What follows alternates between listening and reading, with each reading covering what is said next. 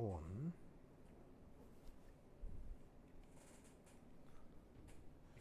자, 그 다음 봅시다. 자, 얘들 또 놀러가서 안 오네. 그 다음 어디 보시냐면 좀 넘어가셔갖고 54페이지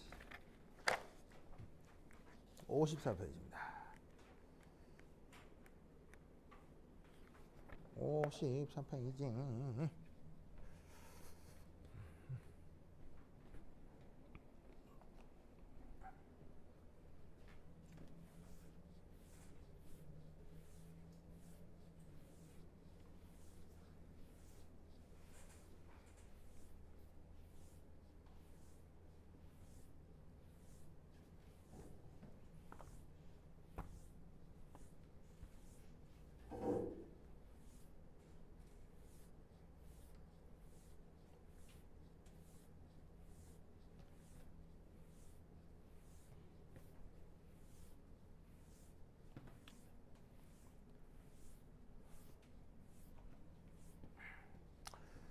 자, 54페이지 4.2에 결합길이라고 하는 부분이 있을 거거든요. 요거 한번 살펴보도록 하겠습니다.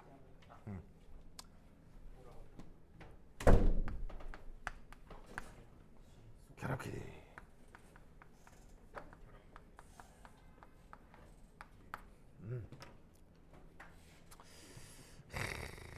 자, 이 결합길이 우선 첫 번째 1.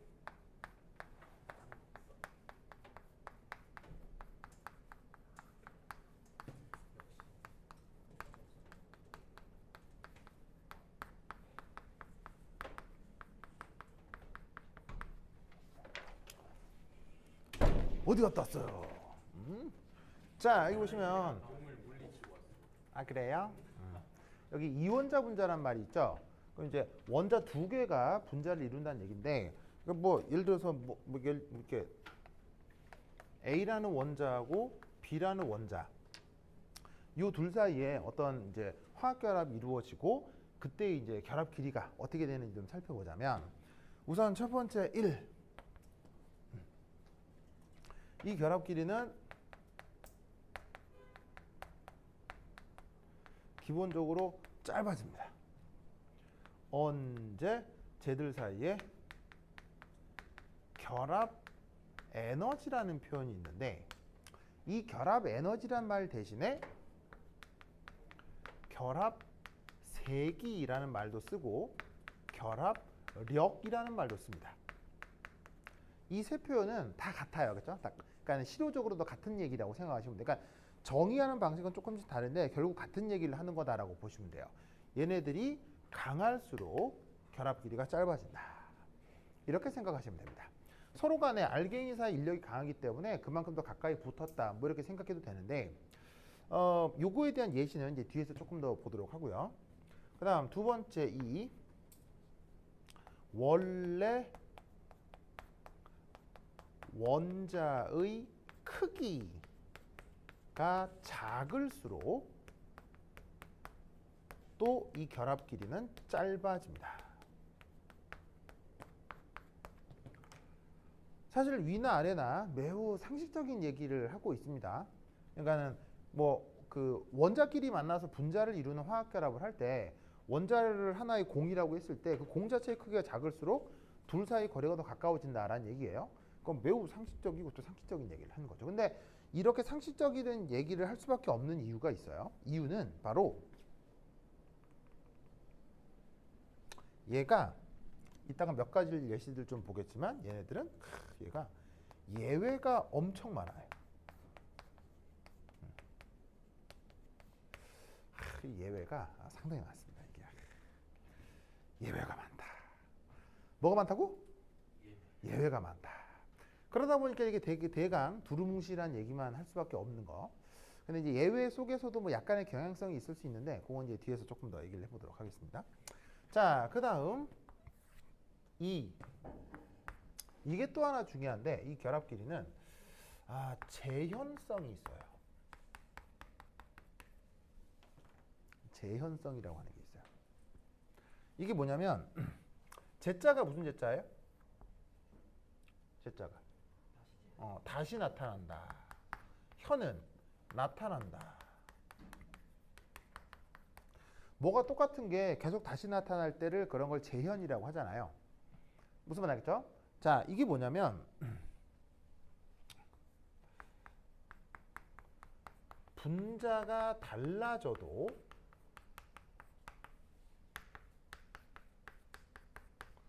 특정 작용기의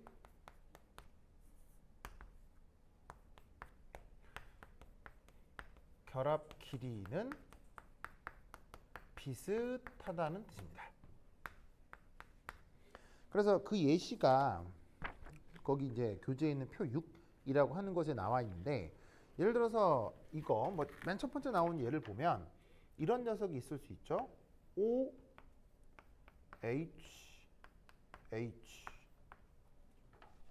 자, 이렇게 생긴 분자 이름이 뭐죠? 물이죠. OH.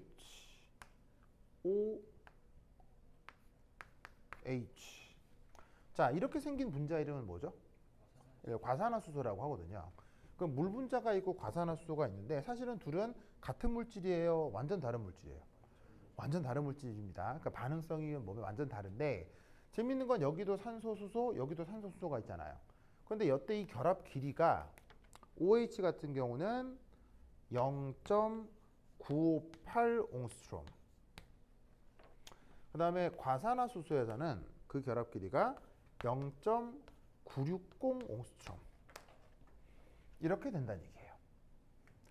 무슨 뜻인지 아시겠죠? 알겠죠? 그러니까 분명 서로 다른 분자인데 그 길이가 이렇게 유사한 경우가 아주 많다는 얘기죠. 아시겠죠? 물론 이렇게 이 그럼에도 차이가 나는 것에 대한 해석을 할 수도 있지만, 그건 이제 나중에 조금 더 배워보도록 하고, 기본적으로 작용기가, 그러니까 분자가 달라도 같은 작용기에서는 거의 비슷한 결합 길이가 나타날 수 있다. 그래서 화학 실험을 할 때는 실용적으로 평균 결합 길이라고 하는 것의 개념을 사용합니다.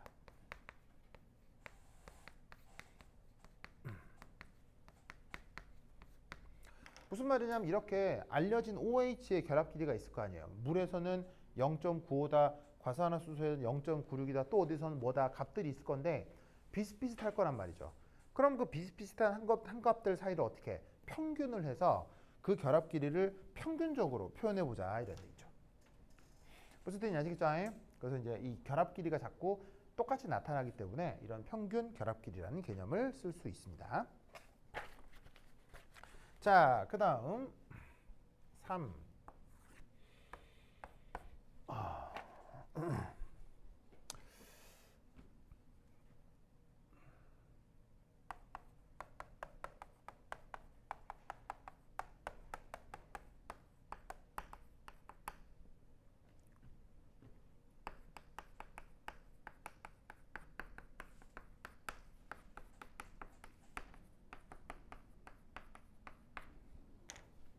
여기 이제 중요하다라고 되어 있는데, 특히나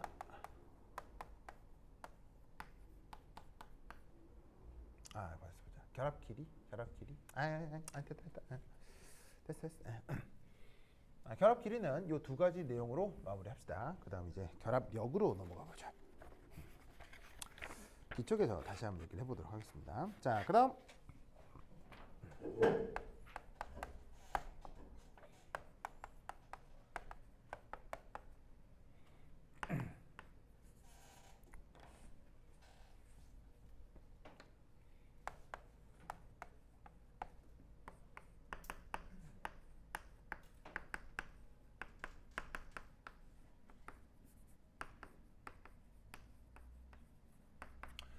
그 다음 해볼 건 본드 디소시에이션 에너지라고 하는 거거든요. 그러니까 우리말 번역은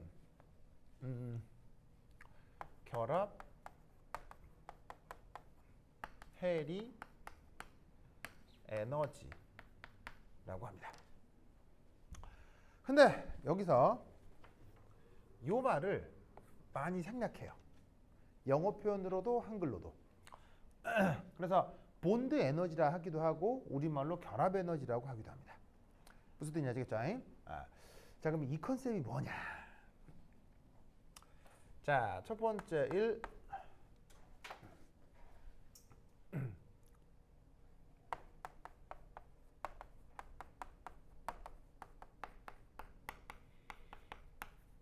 결합 해리 반응이라는 걸 알아야 되는데 요거예요. 얘는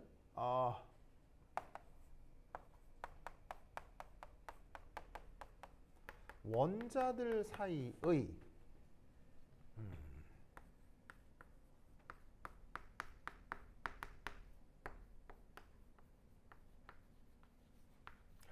자, 전문용어로 어떤 말을 쓰냐면 호몰리틱 클리비지라는 말을 써요. 재윤? 호모가 뭐죠? 호모. 호모가 이제 뭐냐면 같다. 이런 말 쓰죠. 같다. 라는 뜻의 이제 어근이 호모예요. 그 다음에 뒤에 있는 클리비지는 뭔가가 팍 쪼개지는 거를 그때 클리비지라고 해요. 그래서 뭐 이렇게 진짜 쪼개는 동작일 수도 있고요. 쪼개져서 나타나는 어떤 갈라진 틈 이런 걸 이제 클리비지라고 할 수 있는데, 자, 동등 분해다라고 하는 게 이제 뭔 말이냐? 예를 들어 이걸 얘기하는 거예요.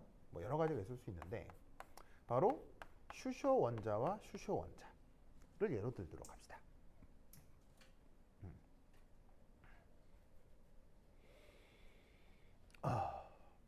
그럼 이때 여기서 수소 원자와 수소 원자를 이루는 그 전자쌍들이 있을 거 아니에요.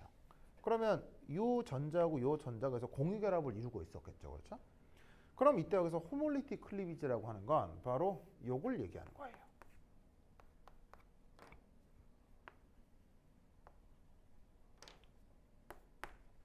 그래서 공유 결합을 이루고 있던 전자쌍 중에 하나가 왼쪽으로 하나가 오른쪽으로 떨어져 나와서 다시 원래의 원자 상태로 되돌아가는 이런 상황을 결합 해리 반응 중 호몰리틱 클리비지라고 합니다. 그리고 이렇게 떨어져 나간 다음에 이 원자와 이 원자 사이의 거리는 서로 무한대만큼 떨어지게 되는 이런 과정을 호몰리틱 클리비지라고 해요. 그래서 이 결합 해리 반응이란 뭐냐면 기체상에서 일어나는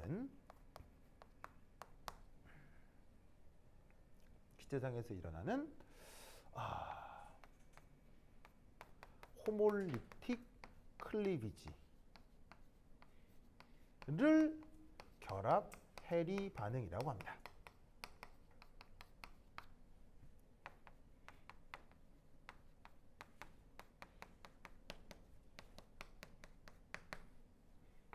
짜잔, 아시겠죠? 이것을 꼭 기억해 두시기 바랍니다.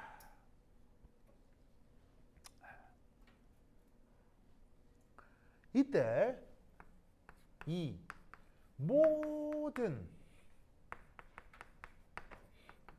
결합 해리 반응은 이게 묘하게도 단 하나의 예외가 없습니다. 항상 흡열입니다. 항상 흡열이에요. 즉 흡열이란 얘기는 스스로 에너지를 내어놓는다는 얘기예요. 외부에서 에너지가 공급돼야 된다는 얘기예요. 외부에서 공급된 에너지를 받아들여야 된다는 게 흡열이죠. 그래서 이제 흡열의 의미는 반드시 외부의 에너지가 필요한 겁니다. 알겠죠? 모든 결합 해리 반응은 항상 흡열이고 그 흡열 에너지를 그걸 BE라고 하는 것이에요.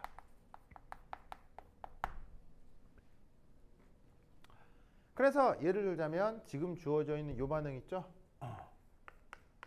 아까 얘기했던 H2가 기체 상태에서 각각 수소 원자와 다시 수소 원자가 되는 이 과정에서의 엔탈피 변화가 대략 433kJ/몰만큼 이렇게 흡열이 되는데 이 흡열되는 이 에너지를 얘를 BE 본드 에너지. 아시겠죠? 요것이 결합 해리 에너지의 계좌입니다. 라는 것을 꼭 기억해 두시기 바랍니다. 아시겠죠? 알겠죠? 자, 참고로 호모가 있다면 뭐도 있을까요? 그렇지. 왜? 호모 헤테로 이거 생물학에서 유전자형 얘기할 때 많이 쓰잖아요. 헤테로의 뜻은? 헤테로의 뜻은 다르게잖아요. 호모는 같게 이런 것 뜻이고요. 그래서 얘는 헤테롤리틱 클리비지라고 하는 게 또 있어요. 그러면 얘는 뭘 얘기하는 거냐? 자, 아까 예를 들었던 요 H2를 대상으로 생각을 좀 해보면,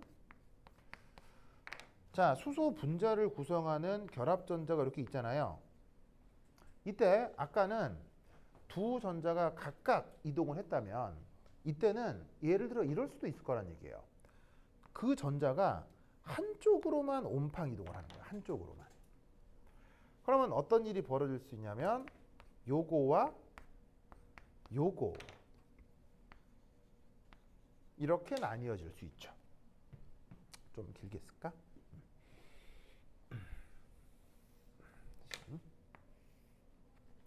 하고 요거와 요거로 나뉘어질 수 있죠. 자, 그리고 아까 호몰리틱 클리비지에서는 자, 수소가 그래서 결국 전자 몇 개를 획득해요.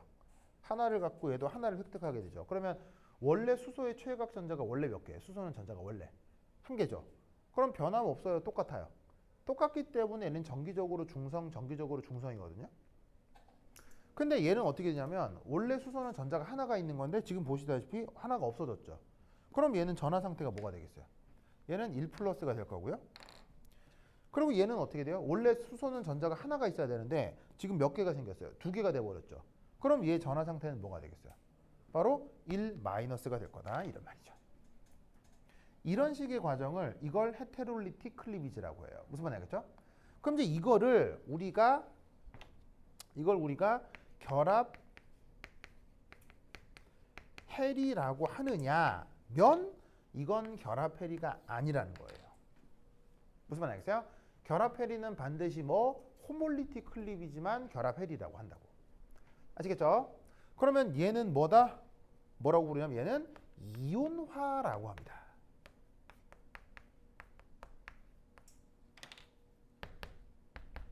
무슨 뜻인지 아시겠죠? 그래서 이제 표현을 할 때 그 호몰리틱 클리비지를 결합 해리 그리고 헤테롤리틱 클리비지는 이온화로 표현을 해줘요.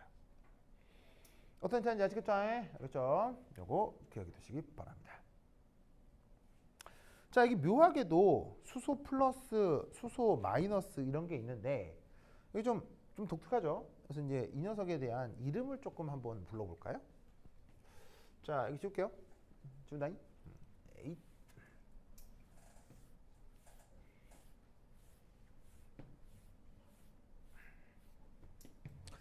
자, 이게 참고로다가 수소가 원래 최외각 전자가 몇 개가 있다고요?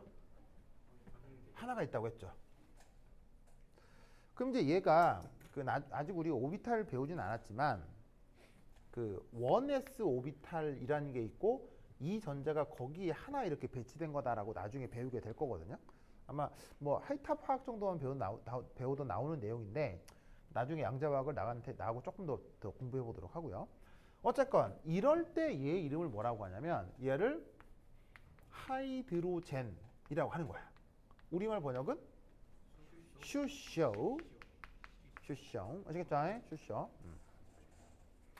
자, 그런데 이때 얘가 가지고 있던 요 슈쇼가 가지고 있던 전자가 떨어져 나간 거야. 없어졌어. 그러면 이 전자 배치를 어떻게 쓰면 돼? 1s 빵 이렇게 쓰면 될 거 아니야. 무슨 말이겠어요? 그러면 이 상태가 정기적으로 중성인데 그게 전자가 하나가 없으면 얘 이온가는 뭐가 되겠어? 1 플러스가 되겠지. 그때 이름이 프로톤이야. 아니 잘 안 써지냐? 헤이, 가만 있어. 잘 나오는 걸로 써야지. 프로톤. 우리말 번역은 양성자. 아시겠죠? 그리고 s오비탈이라고 하는 건 사실 전자 최대 2개까지가 표현될 수 있거든요. 그러면 2개까지란 얘기는 원래 전자가 하나 있는데 어찌어찌 해가지고 외부에서 전자가 하나 더 들어온 이런 상황이 되는 거예요. 그럼 얘 이온가는 뭐겠어요? 이게 중성인데 하나 더 들어온 거니까 마이너스가 되겠죠? 그때 얘 이름은 하이드까진 같은데 라이드라고 해요. 하이드라이드라고 합니다. 우리말 번역은 슈쇼음이온으로 좀 어색하게 번역을 합니다. 무슨 말 알겠죠? 슈쇼음이온. 그럼 당연히 얘네들 사이에 반응성은 다 같을까요? 완전히 다를까요? 완전히 달라겠어요? 예를 들어 프로톤의 반응성, 아주 대표적인 반응성 뭐가 있어? 프로톤 하면 무조건 떠오르는 반응성. 바로 산. 왜 산염기할 때 그 산이요. 알겠죠? 그 산으로의 반응성이 대표적이고요. 근데 이때 여기에 있는 이 슈쇼음이온.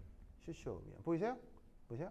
얘는 어떤 반응성을 갖냐면요. 바로 얘는 무지막지한 염기입니다. 얘는 염기예요. 네, 엄청난 무지막지한 강염기로 작동을 합니다. 근데 이제 여러분들이 초반에 배울 화학에서는 나오진 않는데 유기화학 같은 걸 배우면은 등장하게 되는 엄청난 강염기입니다. 그리고 또 동시에 뭐로 사용되기도 하냐면 아주 강력한 환원제로 사용될 때도 있습니다. 그래서 저 똑같은 수소라는 기호를 쓰기는 하지만 전자 상태나 전자 배치에 따라서 굉장히 다른 반응성이 나타날 수 있다. 아시겠죠? 그래서 저 수소 나온 김에 이 이름 하나 기억하시고요. 그 다음 또 하나 참고할 거. 앞으로 이제 이런 표기들을 쓸 테니까. 화학에서 사용하는 전자 이동 표현.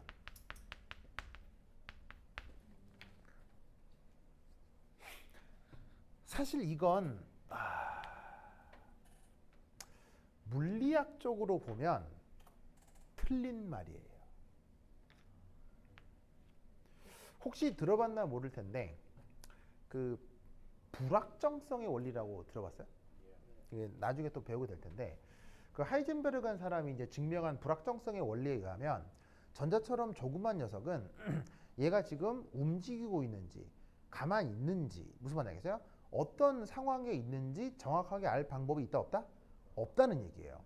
단지 어떤 상황에 어떤 영역에 얘가 있을 확률만 논할 수 있을 뿐이고 실제로 얘가 거기 있는지 없는지를 구체적이고 명확하게 얘기할 수 없다라는 어떤 원리가 있거든요. 그걸로 이제 그냥 보니 노벨상을 받은 거니까 사실은 노벨상 준 거니까 그거 진짜 그런 거라고 하겠어요? 근데 이 전자가 이동하는 걸 표현한다 라는 건 어머 여기 전자가 있어요 이리 가요 이렇게 얘기하는 거 아니야. 그럼 이건 뭘 위배하는 거야? 그 불확정성의 원리를 위배하는 거예요. 사실은 얘는 물리학적 관점으로 보자면 완전 틀린 표현이에요. 그런데 이 전자 이동으로 확립된 학문 체계가 그게 바로 유기화학이에요. 나중에 여러분들 학교에서 이제 유기화학을 배우게 될 텐데, 유기화학이라고 하는 건 사실 어찌 보면 모든 어떤 반응의 설명을 반 노벨상 반 물리학적 관점에서 하는 설명일 수도 있다라는 거예요. 하여튼 그런데 그때 사용하는 어떤 관습이에요. 관습. 알겠죠? 자, 뭐가 있느냐? 전자가 두 개가 한꺼번에 움직인다고 칩시다. 그럴 경우에는 화학에서 이렇게 온 화살표를 써줍니다. 그래서 이런 경우를 우리가 뭐라고 부르냐면 전자쌍이라고 얘기를 하고요. 근데 전자가 때로는 하나가 이동할 수 있습니다. 그건 이제 홀 전자 이동이 될 텐데 그때는 화학에서 이렇게 반화살표를 써줍니다.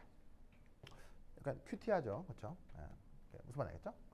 그렇다면 내가 여기서 써놓은 이 표현하고요, 이 표현의 의미는 알겠어요? 그러니까 얘는 아까 호몰리틱 클리비지는 두 전자가 하나씩 이동한 거예요. 그래서 화살표가 이게 반화살표로 쓰여져 있는 거고요. 이온화 가정은 전자가 쌍으로 이동하고 있죠. 그래서 이때 온 화살표로 쓰여 있는 거예요. 무슨 뜻인지 아시겠죠? 그래서 이제 화학에서 사용하는 관습 표현이다 라는 거 꼭 알아두시기 바랍니다. 됐다. 좋아.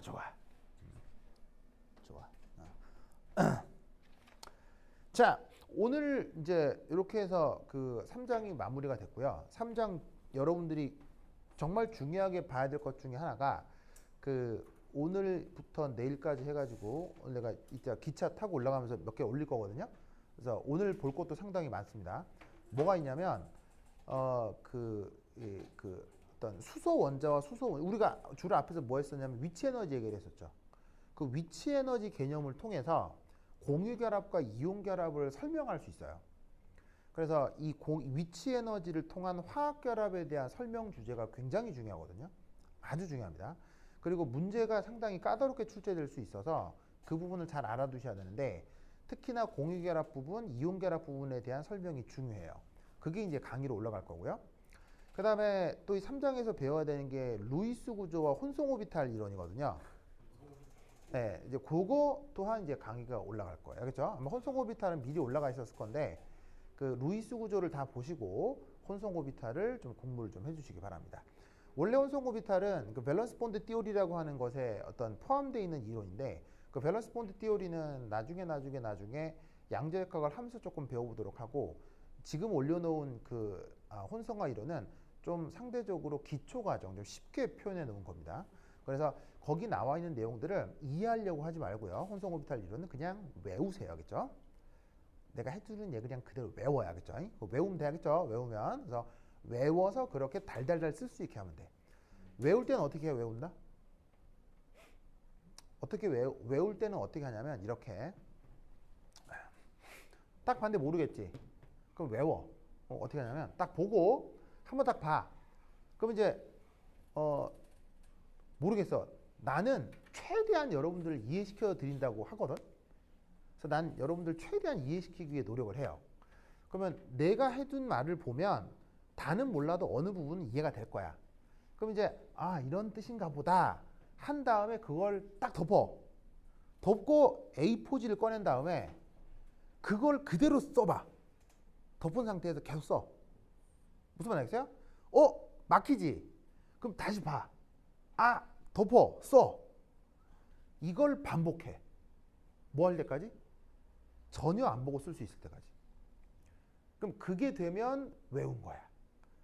그러니까 어떻게 하려는 거냐면 내가 여러분들 필기해 주잖아. 이 필기를 일체의 도움 없이 여러분들이 혼자 할 수 있을 때 완벽하게 외워진 거야. 혼성 오비탈은 우선 외워야 되니까 혼성 오비탈 강의는 그걸 보고 그렇게 좀 기억을 해두라 이런 말이야. 알겠죠? 그게 수업 실수가 되게 적고 이게 시간이 작기 때문에 내가 다 얘기할 수가 없거든요. 그러니까는 그 내용 꼭 공부를 하시기 바랍니다. 그리고 숙제가 오늘 잔뜩 올라갔을 거예요. 화학 영로 문제가 90문제 이상 올라갔을 건데 반드시 다 푸셔야 됩니다. 그렇죠? 쭉쭉쭉 풀어보시길 바래요. 오케이, 됐다. 그럼 여기까지. 다음 시간에 만나요. 안녕.